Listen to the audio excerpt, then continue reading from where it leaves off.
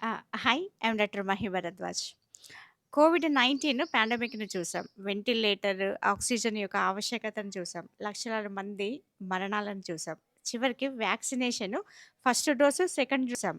కానీ ఇవాళ ట్రెండ్ అయితున్న వార్త ఏంటో తెలుసా?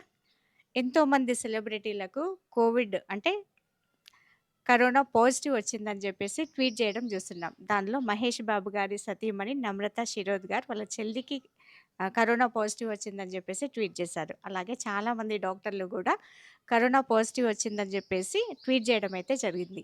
అంటే ఒక్కసారి ప్రాక్టికల్‌గా ఆలోచించండి. తీసుకున్న ట్రీట్మెంట్ అయ్యుండొచ్చు, వ్యాక్సినేషన్ అయ్యుండొచ్చు. ఇవన్నీ తీసుకున్న తర్వాత గూడా మళ్ళీ కరోనా పాజిటివ్ రావడం ఏంటి? అంటే వ్యాక్సినేషన్ సరిపోవట్లేదా? అసలు ట్రీట్మెంట్ లేదా? ఈ వైరస్‌ను జయించే అంశాలే లేవా? అంటే 100% ఉన్నాయి. అదేంటి అంటే ఈ ట్రీట్మెంట్ వచ్చేసి మెసెంజర్